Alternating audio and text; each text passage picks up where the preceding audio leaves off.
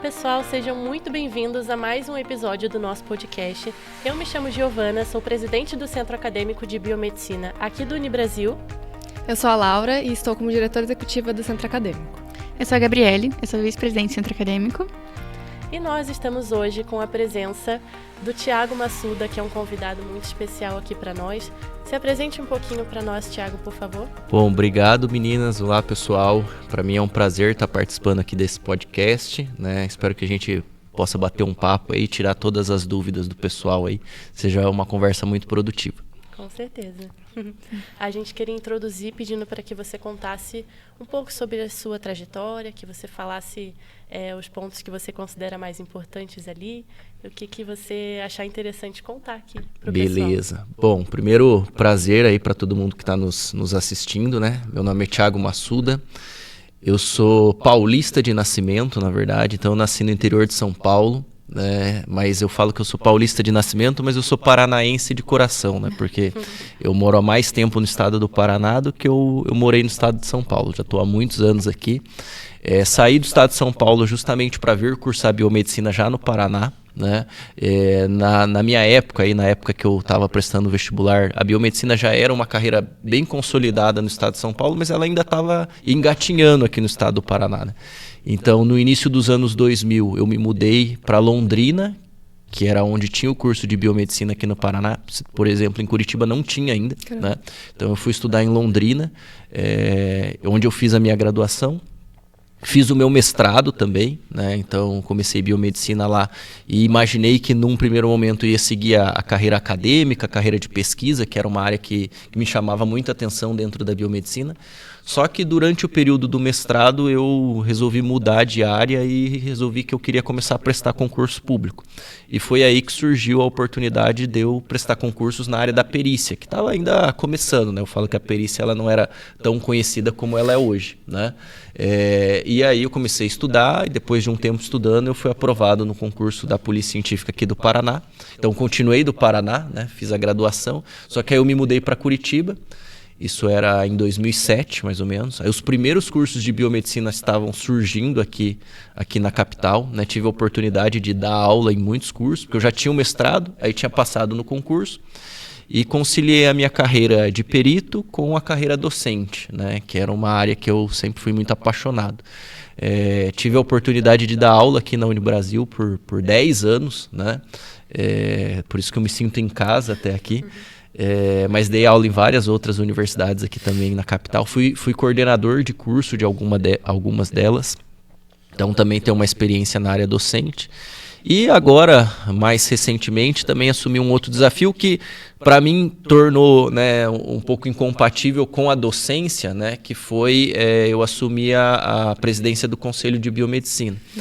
Então, como eu tenho muitos compromissos, muitas viagens, isso acabou dando uma incompatibilidade com eu manter a minha atividade como docente. Então, provisoriamente, eu não estou dando aula, né?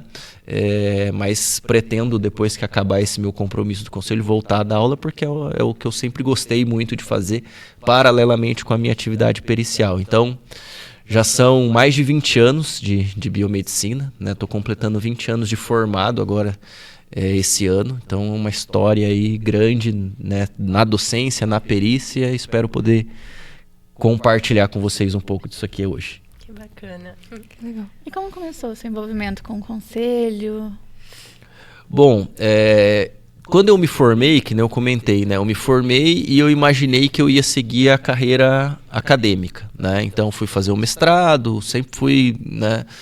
Na verdade, quando eu comecei a biomedicina, eu falei, eu quero ser pesquisador. Minha ideia era trabalhar com pesquisa. Então, eu sempre investi muito, durante a graduação, na carreira para eu me tornar um pesquisador. Então, fiz iniciação científica, participava muito de congresso, de trabalhos, né? Porque eu queria ter um currículo que me permitisse seguir a carreira de pesquisador. Mas aí eu descobri que para eu ser pesquisador, eu ia ter que ser professor também, porque a maioria da pesquisa no Brasil é feito dentro das universidades. E aí eu fui fazer um mestrado, né? Então, durante o mestrado, como eu comentei, eu resolvi que eu ia prestar concurso. Comecei a prestar concurso e eu via que existia pouca oportunidade para concursos para biomédicos, né? E foi aí que eu procurei pela primeira vez o Conselho de Biomedicina. Na verdade, não existia o CRBM6, que é o conselho aqui no Paraná, né? O Paraná ainda era vinculado ao CRBM1, né, a jurisdição que a sede é lá em São Paulo. Então eu procurei o CRBM1 para falar, a gente precisa trabalhar mais inclusão do biomédico em concurso e tal, porque eu estava prestando concursos, né? E aí já tive um apoio, tive um retorno, não, vamos ajudar, tal. Se você está disposto a ajudar aí no Paraná, né, você vai ser um apoio nosso aí no Paraná. E aí eu comecei a me envolver, né? Quando eu me mudei para Curitiba, e aí a biomedicina começou a crescer aqui, eles me nomearam para ser delegado do conselho. O que é o delegado? É um representante lá no município. Então ainda era o CRBM1, mas eu era o delegado aqui em Curitiba. Ou seja, eu ajudava nessa articulação para poder incluir os biomédicos nos concursos, para poder apresentar a biomedicina melhor, né? E isso, a biomedicina foi crescendo no Paraná. E em 2017, o Conselho Federal resolveu desmembrar o Paraná então do CRBM1 e criar o CRBM6, né? Então foi aí que surgiu o CRBM6 e aí eu já estava envolvido ali em todo esse processo, digamos assim. Que legal. Que legal. Que você é uma personalidade para nós acadêmicos, isso é um fato, né? E eu queria perguntar se durante essa sua caminhada, desde de ingressar na biomedicina até agora como presidente do CRBM, tem algum momento da tua carreira que você olha e fala, caramba, isso foi um divisor de águas para mim? Alguma decisão que você tomou, alguma coisa que... Então, eu acho que não, porque assim, eu não me vejo assim, né, embora eu sei que o pessoal, né, me tem às vezes como um exemplo, eu acho que as coisas na minha carreira foram acontecendo de uma maneira muito natural, não teve aquele... E isso eu acho importante as pessoas entenderem, né, porque nada acontece de uma hora para outra, porque a maioria das pessoas, principalmente os acadêmicos mais novos, eles acham que eu já surgi de repente aqui, né? Sim. E não, isso é um processo. Isso é um processo que, como você comentou, começou quando eu era um acadêmico, né? E aí eu fui fazendo escolhas, né, para minha carreira acadêmica e depois fui fazendo escolhas para minha carreira profissional que me permitiram me credenciar a chegar onde eu cheguei.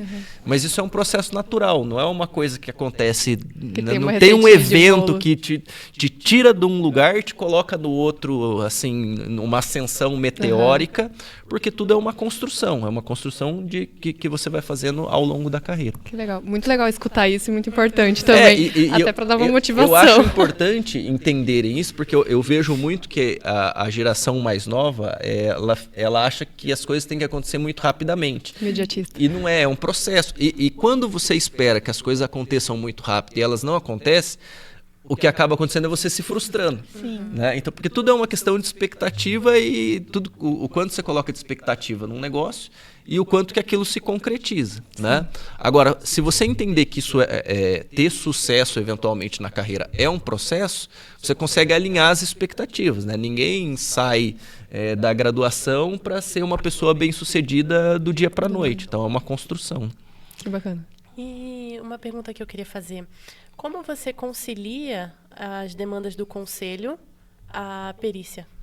Essa é uma boa pergunta. Inclusive, dentro da perícia, eu tenho mais de 15 anos também dentro da perícia, né? E eu já trabalhei em muitas áreas, né? Como biomédico, né, eu iniciei, assim que eu entrei, por eu ter uma formação na área de laboratório, por eu ter um mestrado, inclusive, né, eu iniciei minha carreira dentro da perícia trabalhando no laboratório, né, porque era aquilo que eu fazia de melhor, digamos assim, com base na minha formação acadêmica. Então, eu trabalhei no laboratório de DNA um tempo, e depois, até porque aquilo que a gente estava falando, de ir construindo as coisas, né? Então, eu sempre fui uma pessoa muito inquieta, eu queria melhorar as coisas, eu me dedicava a tal. Então, é natural que, à medida que você se esforce, você vá se destacando, isso independente da área que você siga, né? Eu falo assim, ninguém vai reconhecer o seu trabalho à toa. O reconhecimento vem por algum esforço que você faz, né? Até eu gosto muito de uma frase assim que fala assim: tem dois tipos de profissional que não vão crescer profissionalmente. É aquele que não faz o que se pede para fazer e aquele que só faz o que se pede para fazer. Né? Então, assim, se você quer se destacar, você tem que fazer mais do que te pedem para fazer, porque isso vai te diferenciar. E eu sempre fui muito inquieto, seja quando eu trabalhei como professor, seja como, né, eu não vim aqui só dava aula, eu queria, né, fazer outras atividades, eu queria me esforçar, e isso, por exemplo, me credenciou em algumas instituições que eu dei aula a ser coordenador, por exemplo. Na polícia científica, na perícia também. Eu, no começo, estava lá e fazia mais do que pediam para eu fazer, e aí eu virei chefe, né? Então eu assumi cargos de chefia, de direção dentro da polícia científica. De 10 anos que eu trabalhei na instituição, os primeiros 10 anos, 5 foram no laboratório e 5 foram como na parte de gestão, na parte administrativa, né?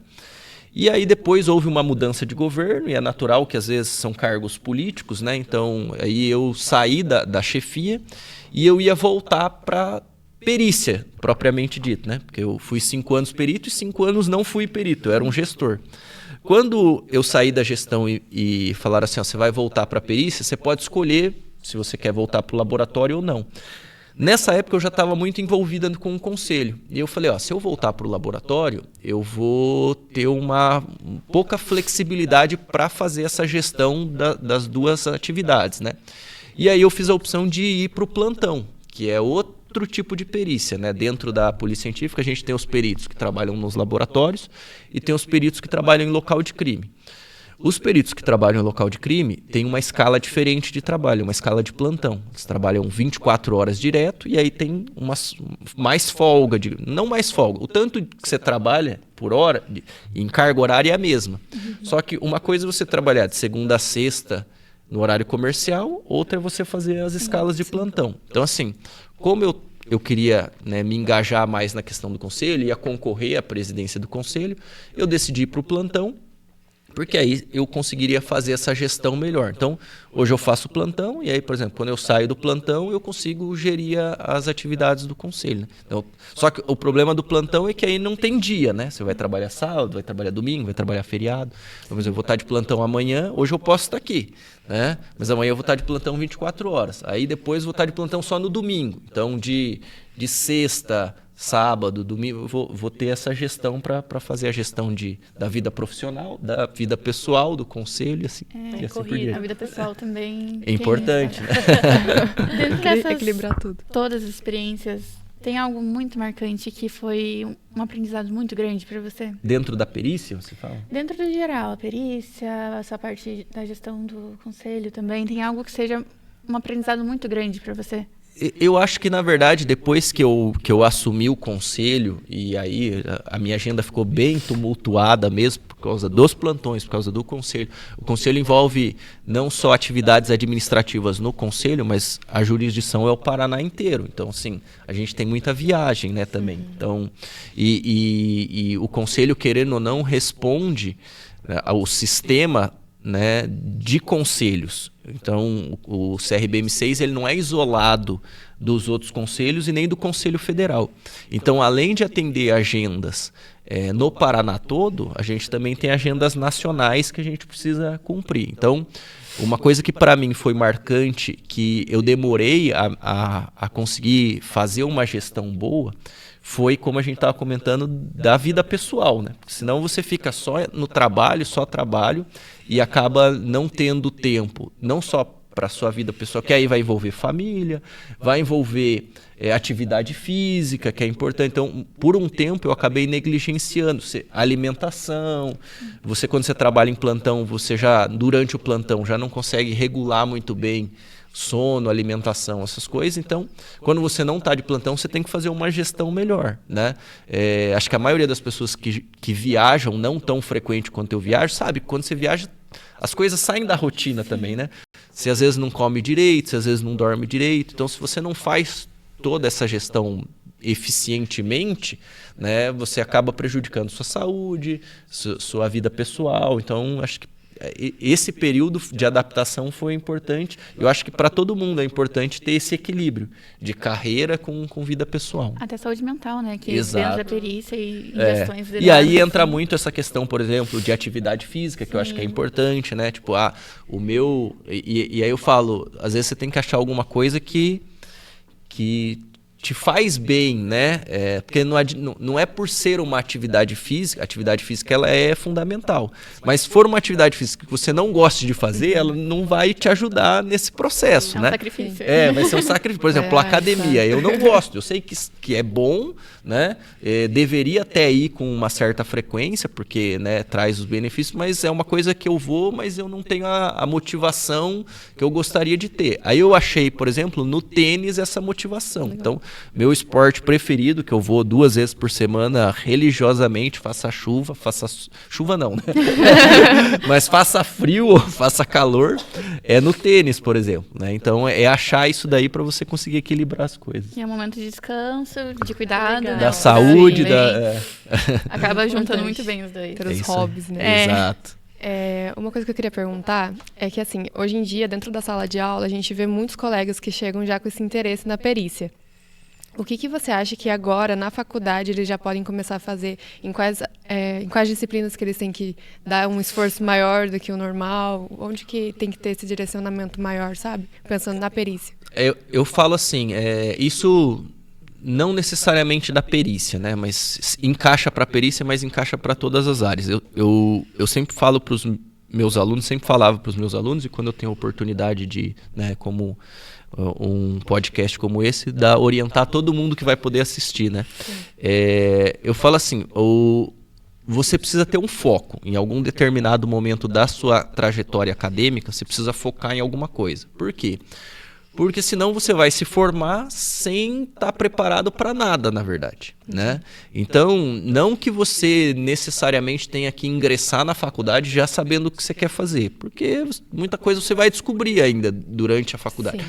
Mas esse processo de descoberta da área que você quer seguir, ele tem que durar no máximo até metade do curso, né? Da metade do final, né, do meio para o final do curso, isso já tem que estar consolidado e você tem que começar a construir o que precisa ser construído para você atingir uma excelência nessa área, né? Porque muita gente negligencia esse processo de construção de carreira durante a vida acadêmica e acha que você só tem que pensar na vida profissional depois que você se formar. Mas aí ele se forma e ele está perdido, porque ele não investiu em nada. Aqui, né? Ele não se aperfeiçoou em nada, ele não fez networking nessa área, ele não descobriu o que precisa ser feito para você se desenvolver naquela área. Porque cada área vai ter sua peculiaridade, né? Falando, por exemplo, dentro da biomedicina. Para a estética, algumas habilidades vão ter que ser desenvolvidas, para análises clínicas outra, para reprodução outra, para perfusão outra. Então, assim, você tem que usar os primeiros períodos da faculdade para experienciar tudo que você acha que tem, né, de afinidade, né? Viver isso através de cursos, de palestras, de ver como é que é cada uma dessas realidades.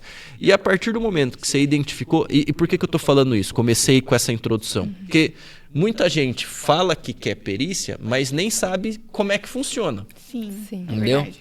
Então, assim, não sabe como é que é a realidade, né? Sabe a realidade da televisão, do CSI.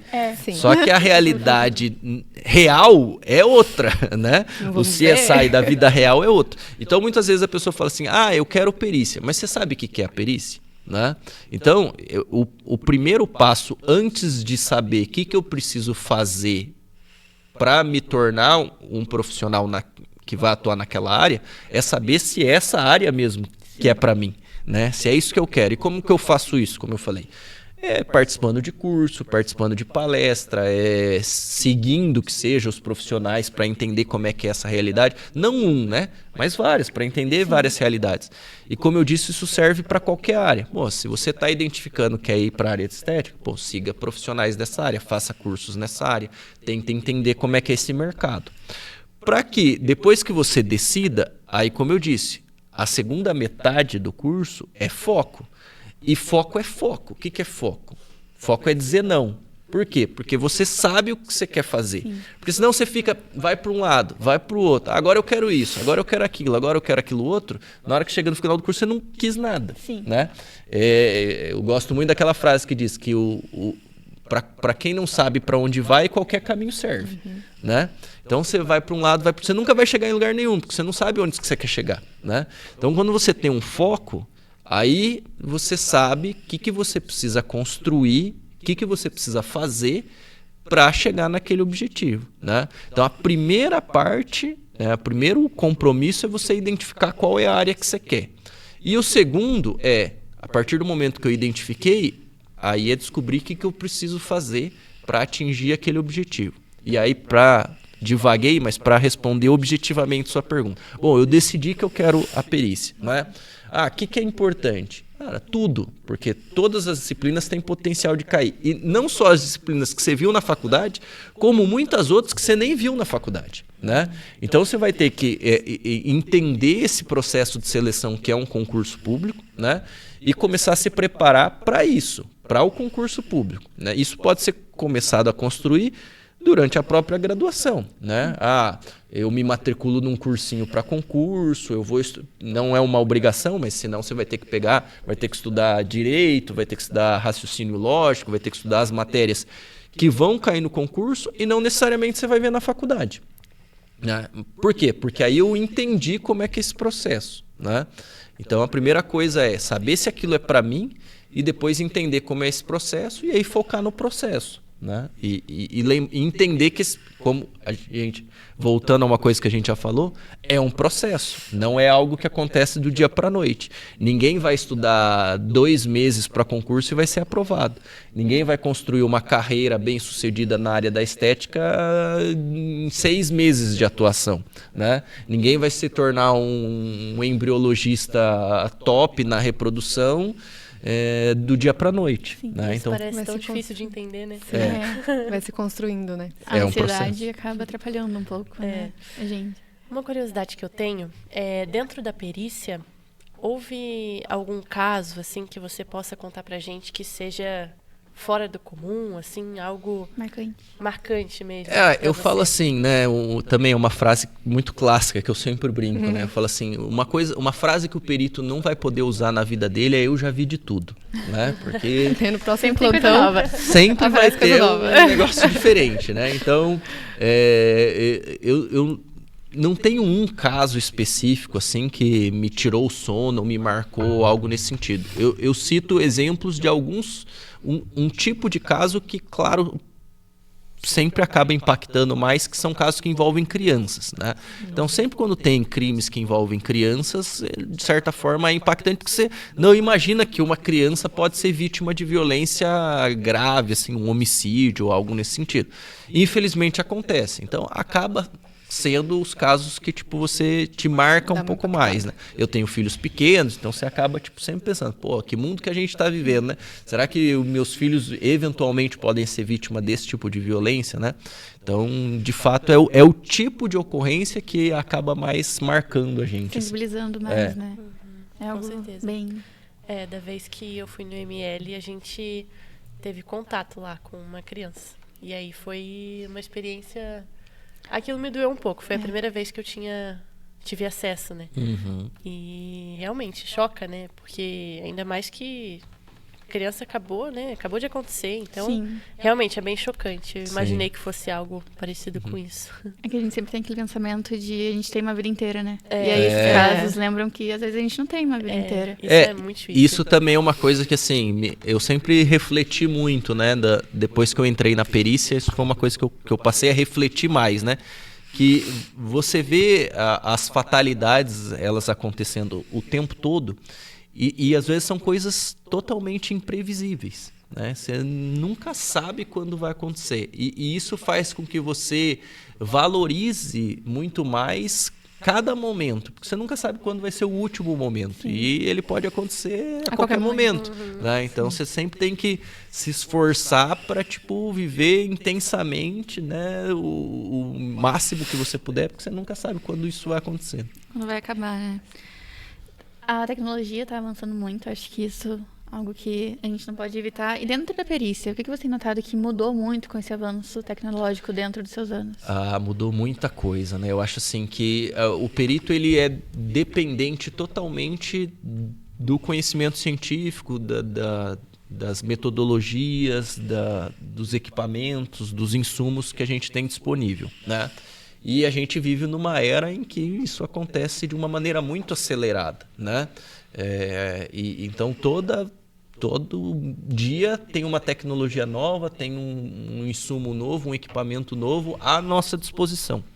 Isso faz com que, o perito tenha que estar sempre se atualizando, obviamente, e 2, que é o principal, é você ter mais ferramentas para auxiliar no seu trabalho, né? E hoje a gente vê, né, os próprios exames de DNA são muito mais sensíveis, né? Você tem bancos de perfis genéticos que auxiliam. Hoje não só bancos de perfis genéticos, mas bancos de perfis balísticos, biométricos. Então, isso tudo está cada vez mais à nossa disposição para auxiliar no principal, que é poder auxiliar na resolução de crimes, né? E você acha que esses avanços atrapalharam em alguma coisa também? Talvez na parte de coletas, né, de amostras? As pessoas conseguem falsificar mais fácil, alguma coisa assim? Não, acho que pelo contrário. Dificultou mais para que as pessoas consigam enganar alguma coisa. Porque você tem cada vez mais mecanismos para conseguir identificar fraudes, identificar alterações de local de crime e assim por diante. Há outras áreas que têm a possibilidade de atuar na perícia criminal que se compare com a biomedicina, e como que a biomedicina se destaca em relação a elas nessa área de atuação? Eu falo assim, nós temos... Porque assim, a lei ela determina que para você ser perito criminal, você tem que ter um ensino superior, né? Um detalhe que eu sempre chamo a atenção é que o ensino superior ele não é para prestar o concurso. Ele é para você tomar posse. É um requisito para exercer o cargo.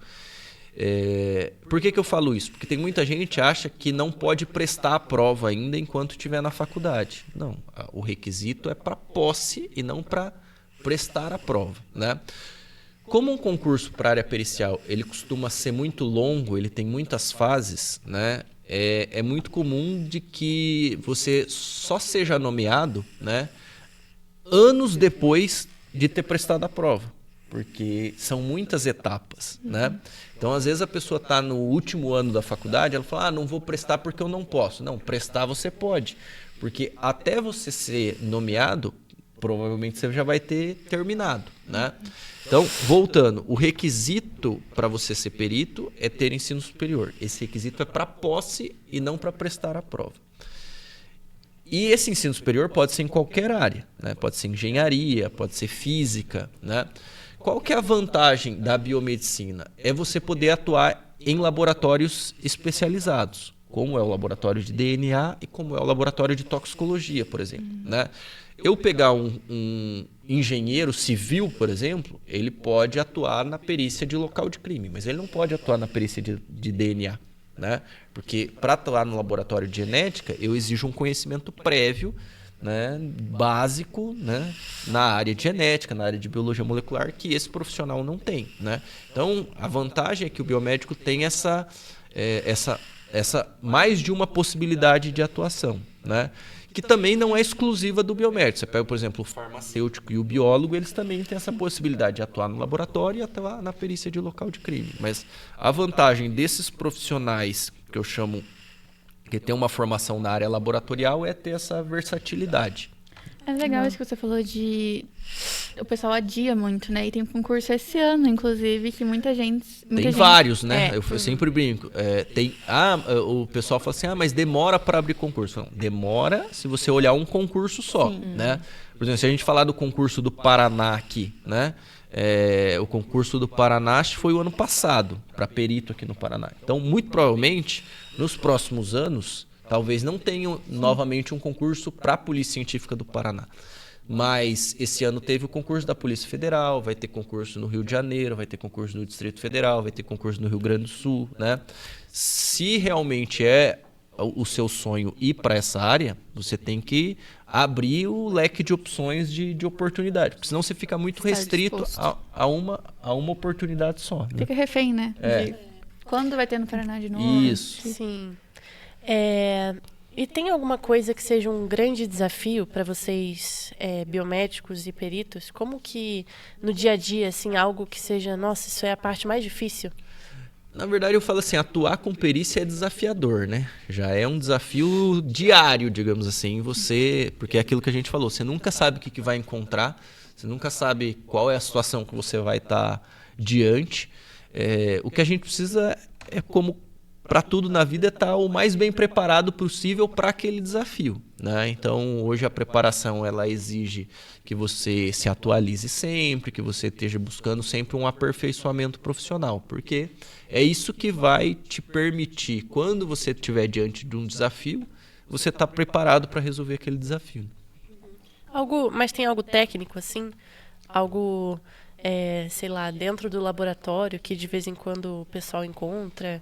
que seja desafiador, assim? Tem casos, né? Tem hoje situações que há uma limitação técnica mesmo. Porque é aquilo que eu falei, né? A perícia ela é muito dependente do conhecimento científico que a gente tem, da tecnologia que está à nossa disposição, né? Mas isso vem melhorando. Claro que a gente ainda tem algumas limitações técnicas. Por exemplo, o DNA de toque, eu falo, né? Então, às vezes, o cara tocou e deixou o DNA dele. Deixou. Mas, às vezes, a quantidade é tão pequena que não permite, né, eu ter um perfil bonito, tal, né? Às vezes você pega um corpo carbonizado, né, para identificação. Também a qualidade daquela amostra não é a ideal.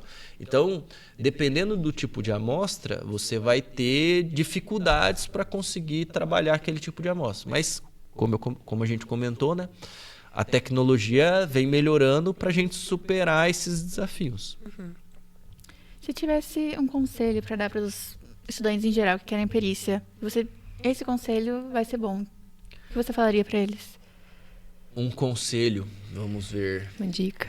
Uma dica para os futuros peritas. Eu falo assim, e aí, o que alguém que quer perícia precisa entender, né? Que vai ter que ser submetido a um concurso público. Né? Então, a primeira etapa é entender esse processo, né? E aí eu falo assim, que tem duas coisas que você precisa tentar se preparar o melhor possível, né? A primeira é para a prova, né? Porque vai ser o seu maior filtro ali, é o seu principal maior desafio. Então, vencer a prova objetiva, né, a prova discursiva, é um grande desafio. E para isso você vai ter que ter muita disciplina para estudar uma grande quantidade de conteúdo, né? Imagina, às vezes vai cair tudo que você viu na faculdade, os 4 anos, mais um monte de outras coisas que você nunca viu na faculdade. Sim, né? Um desafio, né? Então, para você conseguir vencer esse edital, esse conteúdo, você vai ter que ter muita disciplina. Bem antes, né? Vai ter que antecipar a sua preparação, como a gente comentou, não dá para se preparar em 2, 3 meses. Eu estudei 18 meses para concurso. Eu estudava todos os dias. Nossa. Né? E outra dica que eu dou, e aí, né, não dá para ser pro acadêmico, né? Porque aí o acadêmico ele pode pegar essa dica de antecipar seus estudos, ter disciplina para estudar. Mas uma dica que eu falo para quem já terminou a faculdade ou quem está se formando é que os concursos para a área pericial sempre tem uma etapa que é chamada de prova de títulos. O que é essa etapa? Aliás, 2 dicas que eu dou. Tem a etapa que é chamada do teste físico, né, que muita gente às vezes negligencia, né, e é uma etapa eliminatória. Né? Ou seja, se você não passar no teste físico, você é eliminado do concurso. Então imagina que frustrante você estudar um tempão, passa na prova objetiva, mas reprova no exame físico. Então assim, você tem que conciliar a preparação para o teste físico que vai estar como etapa do seu concurso. E também vai ter uma etapa do concurso que é chamada de prova de título. O que é a prova de título? Ela pontua, ela te dá pontos a mais se você tiver titulação. Né? Se você tiver especialização, se você tiver mestrado, se você tiver doutorado. Isso soma pontos na sua nota. Isso acaba sendo um diferencial na classificação. Sim. As pessoas que têm título, elas pegam o elevador e vão lá para cima na classificação, né? Então, quem já terminou a faculdade e puder investir em titulação, isso é importante. Para isso, inclusive, a gente criou, né, para as pessoas que querem ir para a área de perícia e já estão se formando ou já são formados, a gente criou uma pós-graduação na área de perícia, né? Porque você tem duas vantagens quando você faz uma pós-graduação na área de perícia. Primeiro, que os conteúdos vão cair no concurso, né? Então você já vai estar estudando matérias que vão ser cobradas na prova. E a segunda vantagem é que depois que você terminar a pós, você vai ter um título para poder usar no concurso, que vai te dar pontos a mais, né? Hoje eu coordeno uma pós-graduação nessa área, justamente para quem quer ir para a área de perícia, né? Mas a limitação é que para você fazer uma pós-graduação, como o próprio nome diz, você já tem que ter uma graduação. Não dá para você fazer enquanto está na graduação, só depois que você termina a graduação. Eu tenho duas perguntas. Primeiro, tem idade mínima? Mínima não, máxima para entrar? Máxima não. Não? Tem idade mínima, 18 anos, mas assim, ninguém vai com 18 anos, você tem que ter curso superior, né? Então, assim, um pouco difícil. O mais rápido que você pode talvez terminar um curso superior é uns 20, 21 anos, né? Mas a idade mínima é 18 e não tem idade máxima. Não tem idade. Isso é muito bacana. A limitação, como eu digo, né? As pessoas, essa é uma pergunta que eu recebo muito. Tem idade máxima? Não tem. Mas você correr 2.400 metros em 12 minutos. Eu ia perguntar com isso, tá? 60 anos, talvez. Não que não dê. Provavelmente deve ter gente com 60 anos que faz isso. Mas eu acho que deve ser mais difícil fazer isso com 60 do que com 20 ou 30. Tem que ter o esforço ali. A prova física é só o TAF ou tem barra, flexão? Não, o TAF é a prova física, né? Ele chama teste de aptidão física, é a etapa do concurso. Quais testes vão ser aplicados varia um pouco de edital para edital, de instituição para instituição. O mais comum é a barra, é a corrida. Às vezes, esses são os campeões, estão em quase todos, né? E às vezes tem um salto, impulsão vertical, aí vai variar, né? Vai depender. Já fiz concurso até que tinha corda, você tinha que subir em corda. Assim. Então, você tem que avaliar qual é o edital e qual é o teste que ele vai cobrar. O que acontece? Alguns tipos de testes, você consegue em um curto espaço de tempo, né, se tornar apto, né? Agora, outros não tem como você fazer do dia para a noite. O exemplo que eu sempre dou é a corrida. Né? Você, em 2, 3 meses, não sai de não correr para correr 2.400 metros em 12 minutos. Entendeu? É um processo, muita coisa. Então, você tem que treinar. Outro exemplo, a Polícia Federal. Polícia Federal. No teste físico da Polícia Federal tem natação. Nossa. Então, assim, ninguém aprende a nadar. Né, em alguns meses. Então, assim, ou você já sabe nadar e aperfeiçoa a natação para poder fazer o teste, ou esquece. Tipo, é um concurso que você já não tem nem chance de fazer, né? Sim. É bem eliminatória essa parte, né?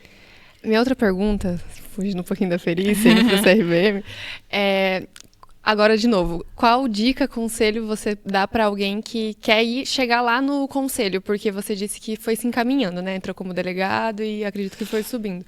Para quem, tá na graduação e pensa em chegar nessa área, qual que é o caminho? Boa pergunta, né? Eu falo assim, duas coisas que a gente identificou, né, na biomedicina. Eu pelo menos, quando eu comecei a me meter nesse negócio do conselho, eu identifiquei, né, que, não renovava-se muito as lideranças do conselho. Eram basicamente sempre as mesmas pessoas. Eu falei assim, mas por quê? Será que as pessoas não têm interesse em participar, em se doar um pouco pela profissão? Porque é uma questão de doação mesmo. A gente não recebe nada, né? Não tem salário, não tem nada, só dor de cabeça. Nossa, né? parece centro acadêmico. Então, é tipo isso, né? E a gente vai botar aqui. E aí entra num ponto que eu queria, né, parabenizar vocês até nesse sentido. Eu falei assim, mas por que isso não tem acontecido? Por que essa renovação não tem acontecido muito? Justamente porque essa base, ela não tinha acontecido, não estava acontecendo muito nas academias, né? A gente via cada vez menos, né, os acadêmicos se interessando, né, por um processo de organização, política, querendo ou não, é um processo político, né? Você brigar por coisas, brigar por melhoria no curso, divulgar, fazer coisas além e vir para a sala de aula, né? Então, a gente identificou que a biomedicina não tinha uma renovação nas suas lideranças por carência de, na própria base, você formar novas lideranças. E aí, aqui a gente, no CRBM6, a gente tem uma iniciativa pioneira, né, que vocês talvez conheçam, que é o CRBM6 Júnior, né? Que é justamente para fomentar a formação dessas novas lideranças, né? Ou seja, gente que esteja disposta a trabalhar pela profissão, trabalhar pela biomedicina, né? por vocação mesmo, né? Para que essas pessoas estejam mais próximas do conselho, entendam como um conselho funciona, quais são as atribuições e assim por diante. Claro que, como a gente falou, é um processo. A própria questão eleitoral do conselho não permite, né, que alguém caia de paraquedas lá do dia para a noite, né? Nosso processo eleitoral, ele exige, por exemplo, que você tenha no mínimo 5 anos de inscrição no conselho para poder concorrer, né?